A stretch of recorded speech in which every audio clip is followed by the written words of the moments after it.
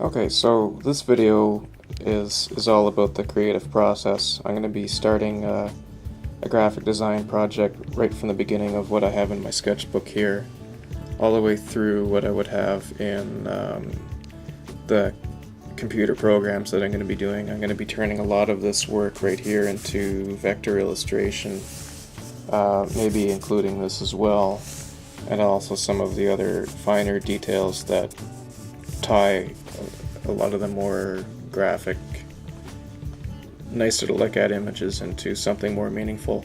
The purpose of this graphic design project is targeted towards youth that may be musicians, or they may have a band and they want to do some recording. Well, these days it is possible for even young people to learn Cubase or Pro Tools, and they can record their band and they can promote it themselves.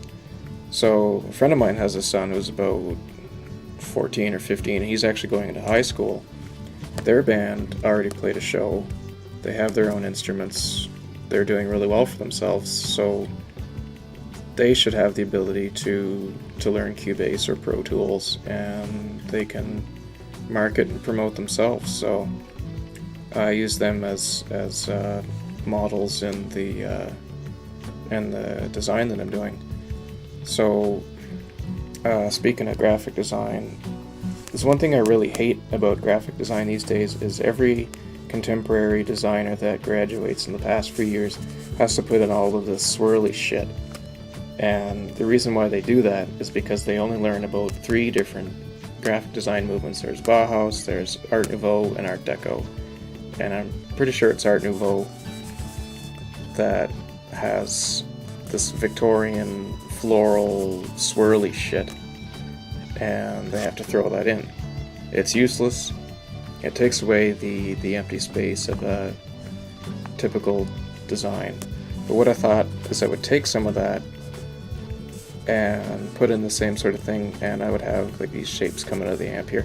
Well, in Cubase you have the audio event, or the recorded piece that you do, and it shows the signal strength of what you're recording, so I could maybe tie that in. So I'm coming up with a few different ideas of what I would have in the project, and I could put this all together into one main image.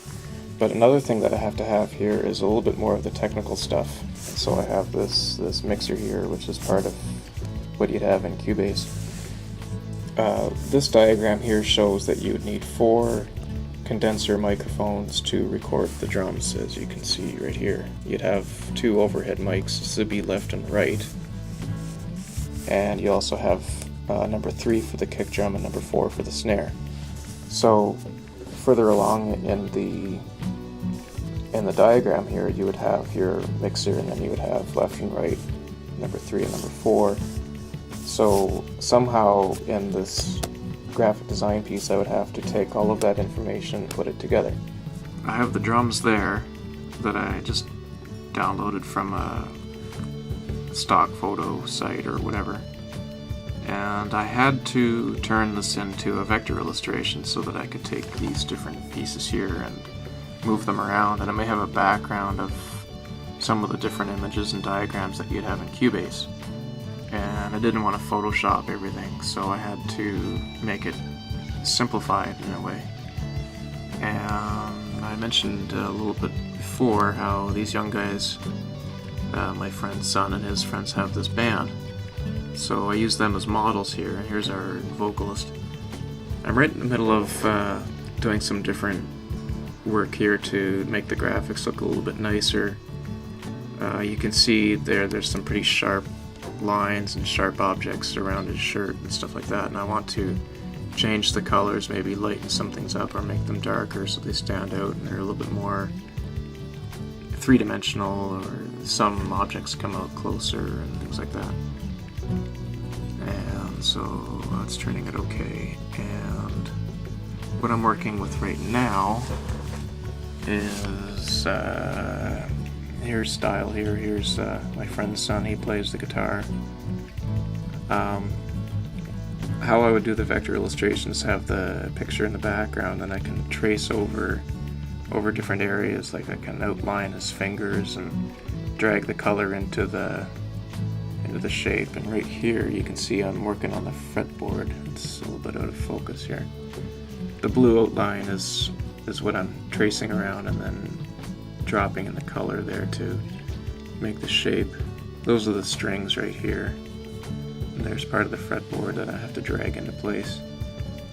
So the image comes a little bit simplified, but that's okay, because I may even simplify it even further. And what I plan to do in the next step is to see, there's the outline shapes of the jeans, the rendering of the wrinkles and things like that. I have to make a smoother transition from one shape to the other so that it looks just like a regular pair of jeans. It's a little bit sharp right now, so doing vector illustration takes a little bit of time to get the look of everything quite right.